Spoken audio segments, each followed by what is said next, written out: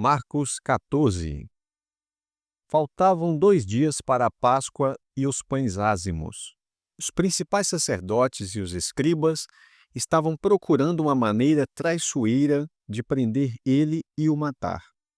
Mas eles diziam: não durante a festa, para que não haja tumulto entre o povo. Estando ele em Betânia, reclinado à mesa na casa de Simão, o leproso, veio uma mulher que trazia um frasco de alabastro com perfume de nardo puro, muito caro. Então, ela quebrou o frasco e começou a derramá-lo sobre a sua cabeça. Mas havia alguns expressando indignação entre si e dizendo: para que foi desperdiçado este perfume? Poderia ter sido vendido por mais que 300 denários e dado aos pobres. E começaram a censurá-la. Mas Jesus disse: deixem ela em paz. Por que estão perturbando-a? Ela me fez uma coisa boa. Ora, vocês sempre terão os pobres convosco, e sempre que quiserem poderão fazer-lhes bem. Mas a mim, vocês nem sempre terão. Ela fez o que pôde. Ela perfumou o meu corpo para o sepultamento antecipadamente.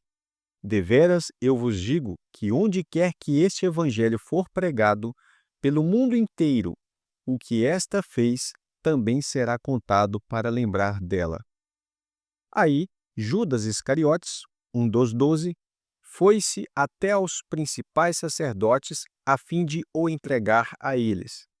Já eles, ao ouvi-lo, alegraram-se e prometeram dar-lhe moedas de prata. Aí ele começou a procurar um momento oportuno para entregá-lo. No primeiro dia dos pães ázimos, quando o cordeiro pascal seria sacrificado, os seus discípulos lhe disseram: aonde queres que vamos fazer os preparativos para comeres a Páscoa? Aí ele enviou 2 de seus discípulos, dizendo-lhes: entrem na cidade, e um homem carregando um cântaro de água vos encontrará. Sigam-no. E onde quer que ele entrar, digam ao dono da casa: o mestre diz: onde está o salão onde hei de comer a Páscoa com meus discípulos? E ele vos mostrará uma sala grande no sobrado, mobiliada e pronta. Ali, preparem para nós. Aí seus discípulos se retiraram e entraram na cidade e encontraram tudo como ele lhes tinha dito, e prepararam a Páscoa. Ao anoitecer, ele chegou com os 12. Ora, enquanto eles estavam reclinados e comendo, Jesus disse: deveras eu vos digo que um de vocês que está comendo comigo vai me trair. Aí, eles começaram a entristecer-se e a dizer-lhe um por um: não pode ser eu, pode? E outro: não pode ser eu, pode? Ele respondeu e disse-lhes: é um dos 12, o que está pondo comigo a mão no prato. De fato, o Filho do Homem vai assim como está escrito a seu respeito. Mas ai daquele homem por quem o Filho do Homem é traído. Melhor teria sido para o tal homem não haver nascido. Enquanto eles comiam, Jesus tomou o pão, o abençoou e quebrou.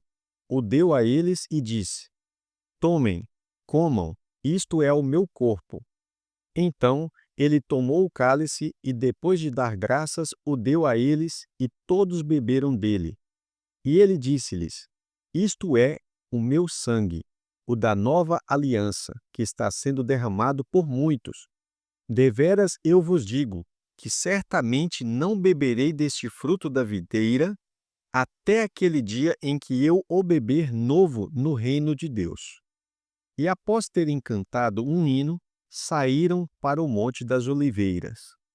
E Jesus lhes disse: todos vocês serão levados a tropeçar por minha causa nesta noite, porque está escrito: ferirei o pastor e as ovelhas serão dispersas. Mas depois de eu ter sido ressuscitado, irei adiante de vocês para a Galiléia. Mas Pedro lhe disse: ainda que todos sejam levados a tropeçar, eu não. E Jesus lhe disse: deveras, eu te digo, que tu, hoje, nesta mesma noite, antes que 2 vezes cante o galo, 3 vezes me negarás. Mas ele disse com mais veemência ainda: mesmo que me seja necessário morrer contigo, de modo nenhum te negarei. E todos os outros disseram o mesmo. Então chegaram a um lugar chamado Getsêmani, e ele disse a seus discípulos: sentem-se aqui, enquanto eu oro. Aí ele levou consigo Pedro, Tiago e João e começou a ficar muito aflito e angustiado. E ele disse-lhes: a minha alma está profundamente triste, ao ponto de morrer. Fiquem aqui e vigiem. E indo um pouco mais adiante, ele prostrou-se no chão e começou a orar para que, se possível, a hora passasse dele. E dizia: Abba, Pai, todas as coisas te são possíveis. Favor de afastar de mim este cálice, porém, não seja o que eu quero, mas sim o que tu queres. Então, ele foi e os achou dormindo e disse a Pedro: Simão, estás dormindo? Não pudeste vigiar sequer por 1 hora? Vigiem e orem, para que não adentrem em tentação. O espírito de fato está disposto, mas a carne é fraca. Outra vez, ele se afastou e orou dizendo a mesma coisa. E voltando, ele os achou dormindo outra vez, porque os olhos deles estavam sendo adormecidos, e eles não sabiam o que lhe responder. Então ele foi a terceira vez e disse-lhes: vocês ainda estão dormindo e descansando. Basta, chegou a hora. Eis que o Filho do Homem está sendo entregue nas mãos dos pecadores. Levantem-se e vamos. É que meu traidor chegou. E imediatamente, enquanto ele ainda falava, chegou Judas, um dos 12, e com ele uma turma considerável com espadas e clavas, da parte dos principais sacerdotes e dos escribas e dos anciãos. Ora, o seu traidor tinha-lhes dado um sinal, dizendo: aquele que eu beijar é ele. Prendam-no e levem-no com segurança. Aí, ao chegar, ele foi imediatamente a ele e lhe disse: Rabi, Rabi, e o beijou. Aí eles lançaram-lhe as mãos e o prenderam. Mas um dos que estavam por perto sacou sua espada e feriu o servo do sumo sacerdote, decepando-lhe a orelha. Jesus reagiu e disse-lhes: vocês saíram com espadas e clavas para me prender, como se eu fosse um bandido. Eu estava com vocês diariamente no templo, ensinando, e não me prenderam. Mas é para que as Escrituras se cumpram. Então todos o abandonaram e fugiram. Ora, um certo jovem estava o seguindo, enrolado em um lençol de linho sobre o corpo nu. De repente, os jovens agarraram nele, mas ele, deixando o lençol para trás, fugiu deles nu.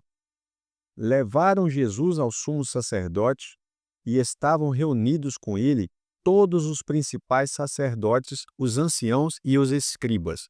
Já Pedro tinha-o seguido de longe, até dentro do pátio do sumo sacerdote. E ele estava sentado com os servidores e se esquentando junto ao fogo.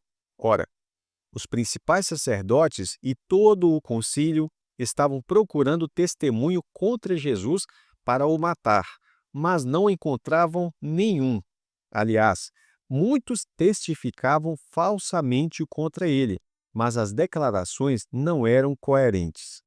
Então, se levantaram alguns e começaram a testificar falsamente contra ele, dizendo: nós o ouvimos dizer: eu destruirei este templo feito por mãos, e em 3 dias construirei outro, não feito por mãos.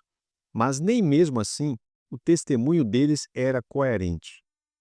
Então o sumo sacerdote se levantou no meio e interrogou Jesus, dizendo: Tu não vás responder? Que testificam eles contra ti? Mas ele permaneceu em silêncio e nada respondeu. Outra vez, o sumo sacerdote o interrogou e disse-lhe: És tu o Cristo, o Filho do Bendito? Aí Jesus disse: Eu o sou. E vereis o Filho do Homem assentado à direita do poder e vindo com as nuvens do céu. Aí, o sumo sacerdote rasgou as próprias vestes e disse: Que necessidade ainda temos de testemunhas? Vocês ouviram a blasfêmia? Que acham? Aí todos o julgaram digno de morte.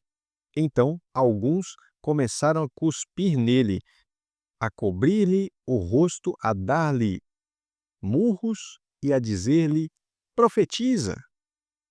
E os servidores começaram a dar-lhe tapas. Estando Pedro embaixo, no pátio, uma das criadas do sumo sacerdote passou por ali.